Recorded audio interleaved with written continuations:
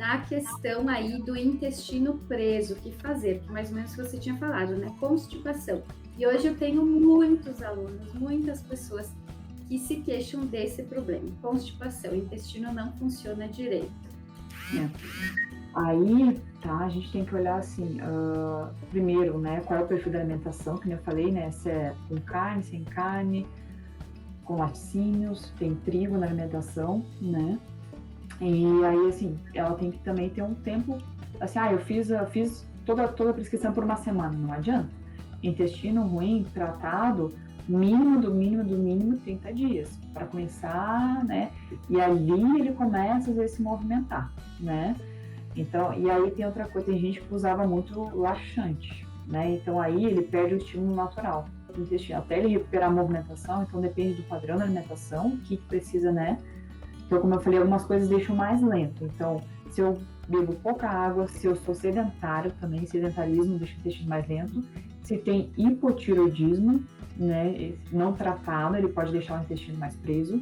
As mulheres, em geral, têm esse problema também psicológico. Eu não vou no banheiro na hora que dá vontade, eu fico segurando o dia inteiro, eu não vou em banheiro em qualquer lugar, né? Então, no trabalho eu não vou, e vai fazer outras coisas e deixa a última coisa assim, perde aquele estímulo natural, a vontade natural de, né, de evacuar.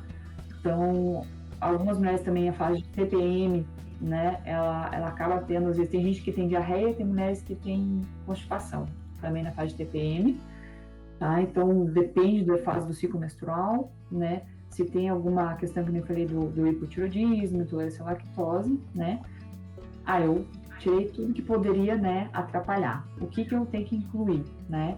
Então, basicamente, eu tenho dois tipos de fibra, a solúvel e a insolúvel. A insolúvel é celulose, são as folhas, né? Elas estimulam a movimentação intestinal, peristaltismo que a gente fala, né? Então, vai fazer o intestino movimentar mais, tá? E aí, eu tenho os tipos de fibra que vão dar volume para as fezes. Tem gente que tem as fezes fininhas, então também tem dificuldade de evacuar, tá? Isso é falta de volume, então eu vou precisar de frutas e fibras também que formem goma.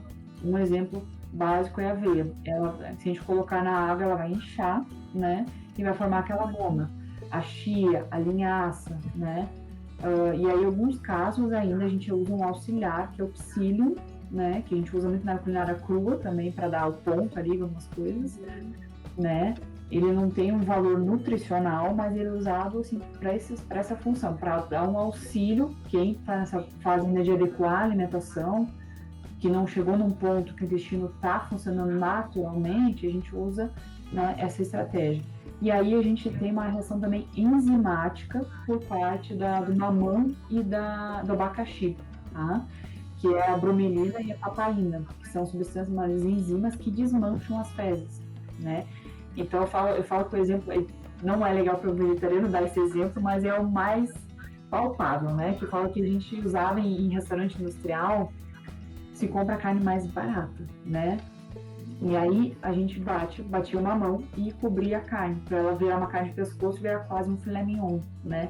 Ela desmancha a carne, ela fica mole, né? Então é essa reação enzimática que o mamão, né?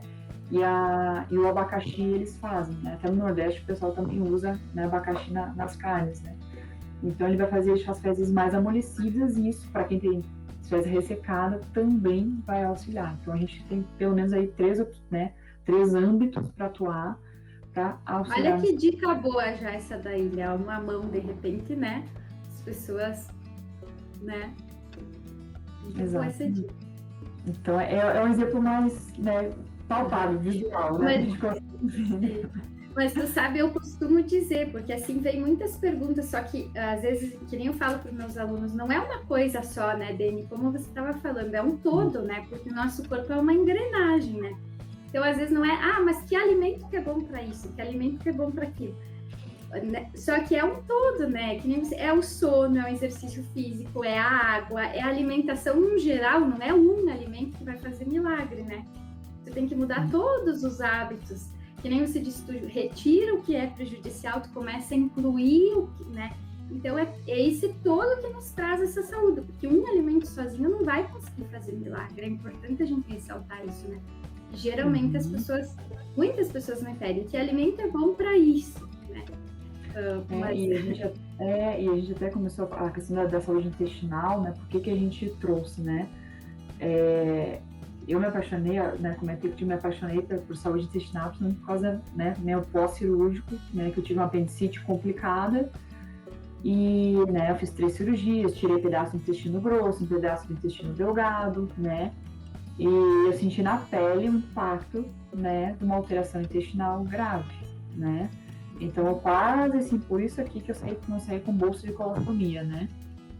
E perdi muito peso em questão de pouco tempo, né? E eu vi assim, a questão de a dor no intestino, tenho cólicas, eu comecei a ter cólicas monstruosas e toda a questão de como se interfere toda vez que eu tinha uma crise de cólica, eu ficava depressiva, assim, sentia uma depressão, né? Então, até recuperar, eu tive que introduzir os alimentos aos poucos para não ter muita fermentação, porque isso causava muita dor, né? E aí, claro, vem toda a questão de estudos em cima disso e tá, né?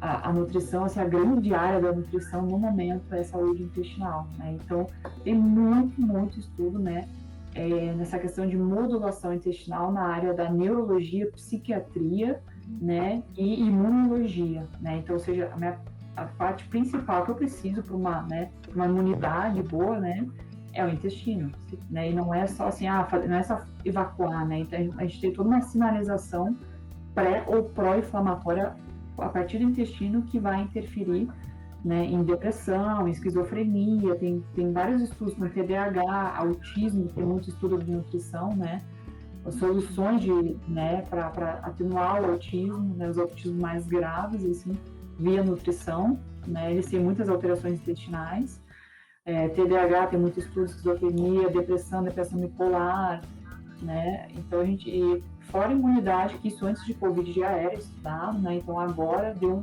um boom também, né? Justificado, né? Eu disse, antigamente o intestino era só, né, o formador do bolo fecal. Hoje, meu Deus, né, o intestino já está ganhando aí, já se sabe da grande importância que ele tem, né, a repercussão em todo o organismo, como você estava falando, né?